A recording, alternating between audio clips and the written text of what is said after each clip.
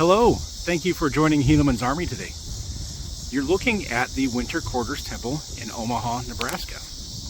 Now this is actually my camera. There we go. Oh, this is a very special temple for me for a couple of reasons. I actually have sorry, I'm kind of walking.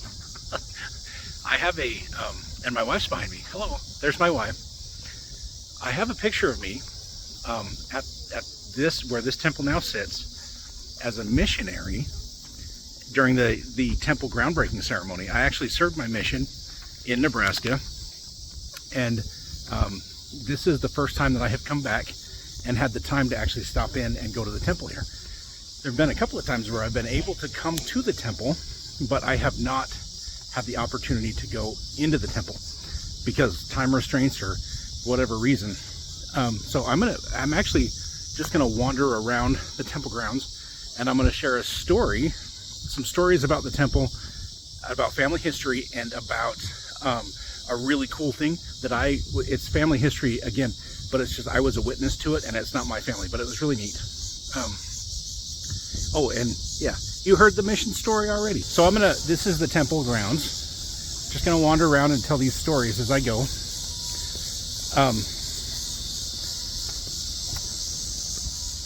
And maybe I'm in the wrong spot to tell these stories because I'm not in the right location yet. I should have been out in the cemetery for these stories. These are fun stories, cemetery stories, Mormon pioneer stories. So anyone who watched my video, I don't know, do you want to look at me or look at, if I was you, I'd rather look at this than look at me. So when I was a missionary here, I had no idea that I had relatives buried right here in Winter Quarters. I have one, my 5th great grandmother is buried here at Winter Quarters, and she has a very nice location.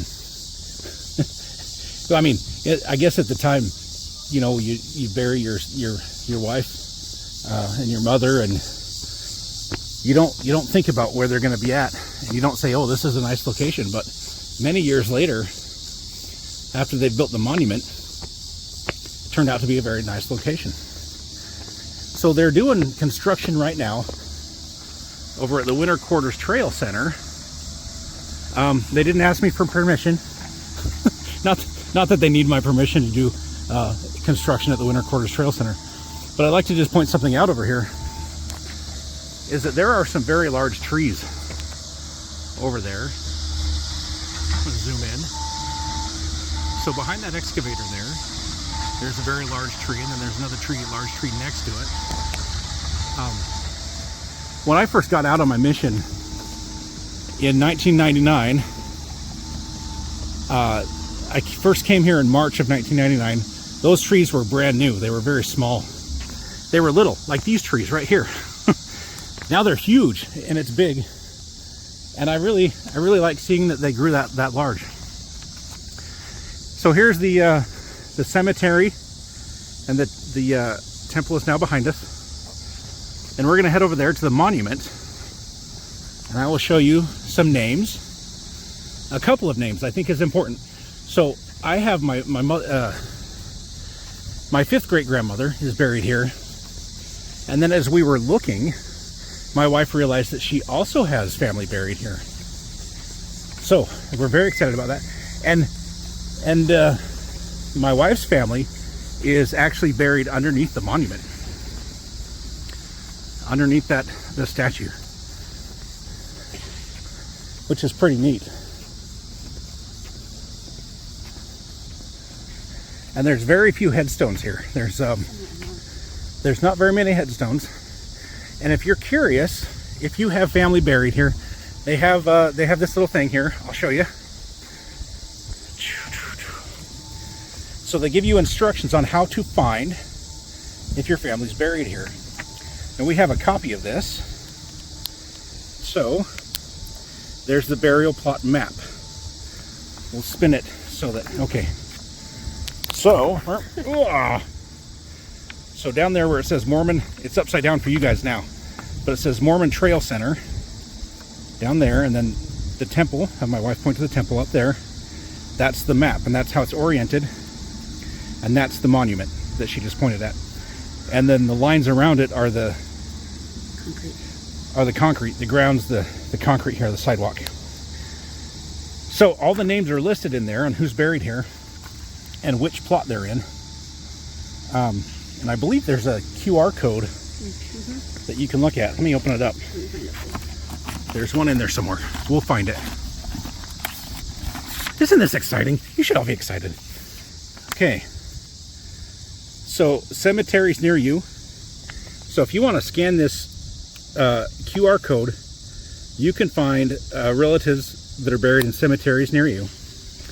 And if you want to scan this QR code, you can scan and find the Pioneer database. This is the Pioneer Mormon Battalion Ancestors, or the Church Historical Database, if you scan that QR code.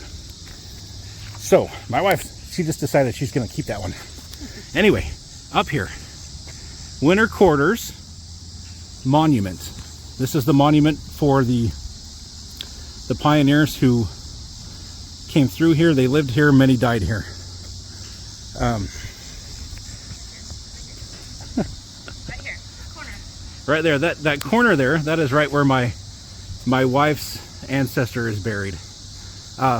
Ancestor? She was a baby when she died, so she doesn't have any descendants, but She's 8 months old. She was 8 months old.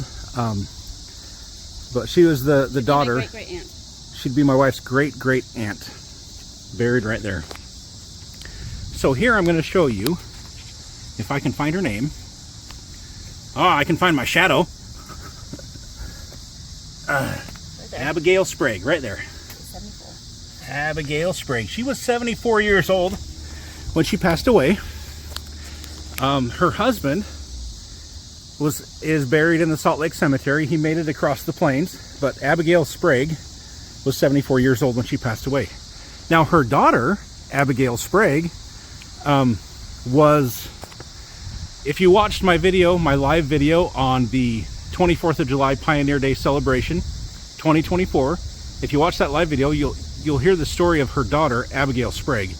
Her mother, Abigail Sprague, is buried here in the Winter Quarters Cemetery. Right here. And she's buried right there.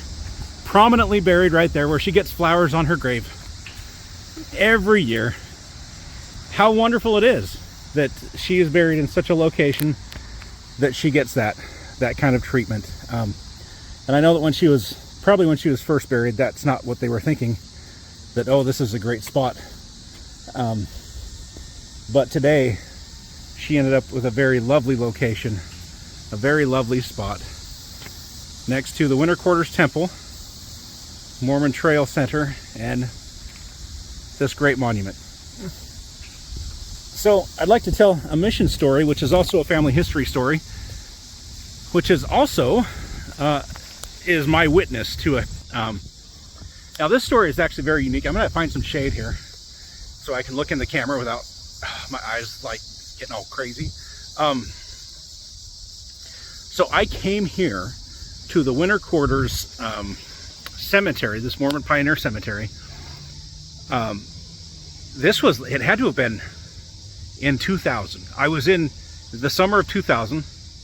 I was in Columbus, Nebraska, serving in Columbus, Nebraska at the time, and the Columbus branch did a branch picnic here at the cemetery. So there was a man in the Columbus, Nebraska branch named Brother Weir. I don't know if he's still in the branch or not. I don't know his current status. If he's still there, he'd be in his late 60s, early 70s. He joined the church in his early 40s, and he started doing family history, and he found out that he had a lot of family who were previously members of the Church of Jesus Christ of Latter-day Saints. So one of the cool things about the family history work that he was doing was that he found he was given a journal. And within the journal, it described a grave located here in the Winter Quarters Cemetery, this Mormon Pioneer Cemetery. Now this, I'm going to switch back over. This grave was described so many paces away from this particular headstone.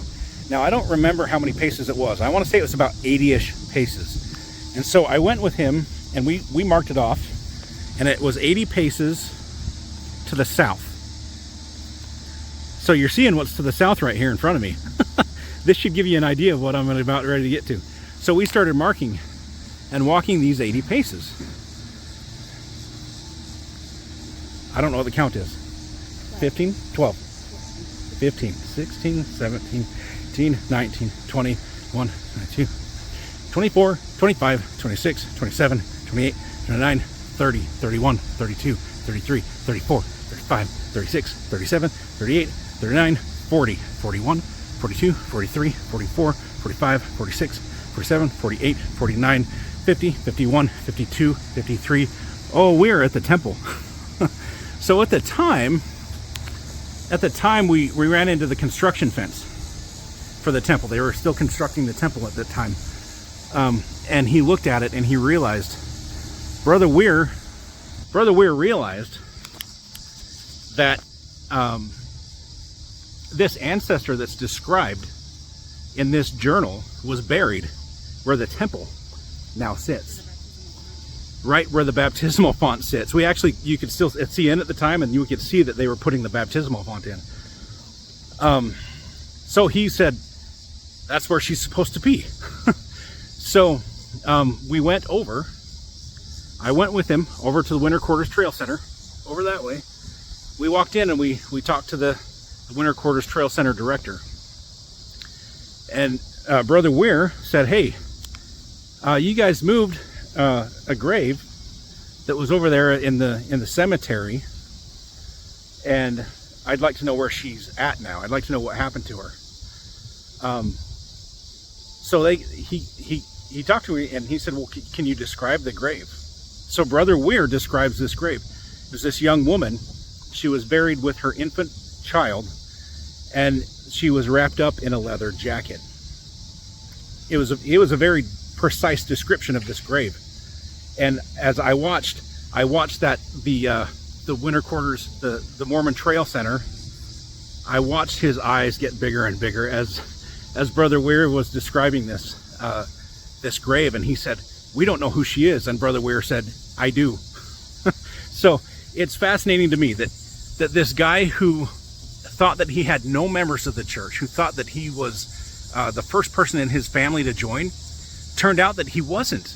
The guy who had married this lady, who buried her there when she passed away, that he couldn't stomach leaving her behind.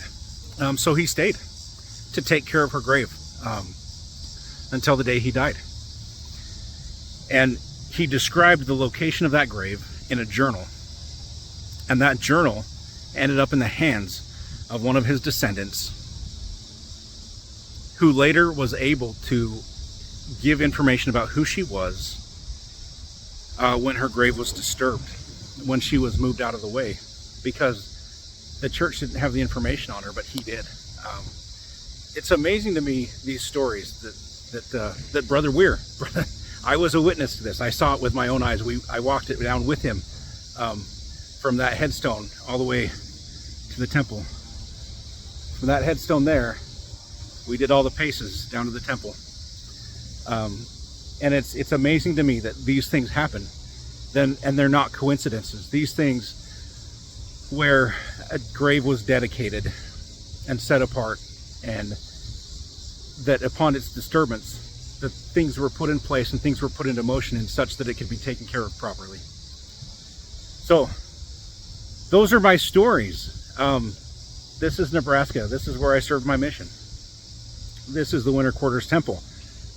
I finally got to go here today after many years. I've got a picture of me standing roughly where this big tree is behind me.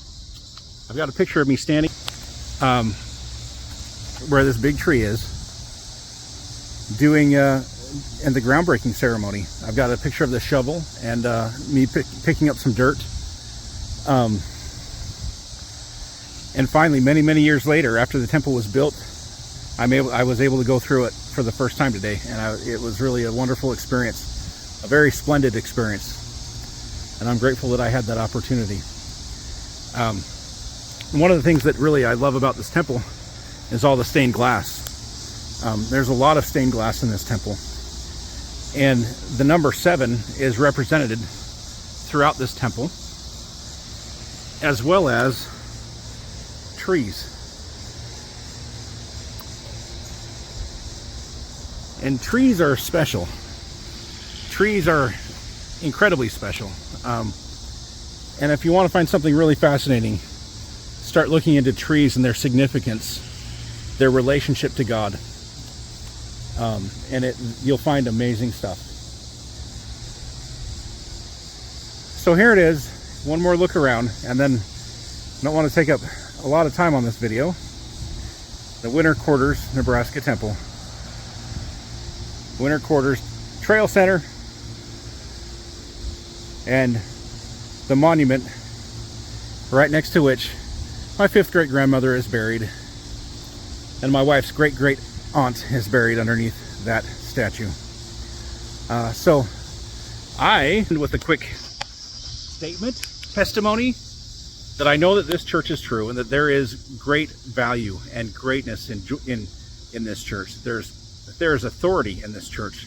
There is power of God in this church, but there is authority in this church. And that there is great power in the Bible, but there's also great power in the Book of Mormon. And so I encourage all people everywhere, all nations, all kindreds, all tongues, to talk about and read the Book of Mormon. Read it for yourself to find out whether it's true. And as I've been saying this to you, I realize that there's 2 things I missed that I was going to talk about. There's 2 things I missed. Dos things. The first thing is that before this temple, we actually went to the Kansas City temple, and I met a man there named Brother Dykes. Brother Dykes. So he and I had a very good conversation about spreading the gospel, every nation, kindred, tongue, and people. And so it was a conversation lesson where he taught me. And so I'm going to go home and I'm going to try to piece together what he shared with me and type it up and then share it with you guys. Hopefully I get it correct. I really hope I do. And if not, Brother Dykes, if you're here and you're listening, and because I told you about my YouTube channel, so if you're here and you're listening, and I get your lesson wrong about every nation, kindred, tongue, and people, then I want you to send me an email. It's in the description, and let me know what I messed up on. But I plan on doing a video in the future, very very soon, while I remember all of it, about that particular conversation I had with him. And then also he told me about Sister King, who lived in Idaho Falls, across the street from the Idaho Falls Temple. And I'm going to do a video, also probably the same video, discussing Sister King, but I want to put the sources on that one first before I share that one. But that is it for today. My testimony: read the Book of Mormon. It'll change your life. Have a good day, everybody.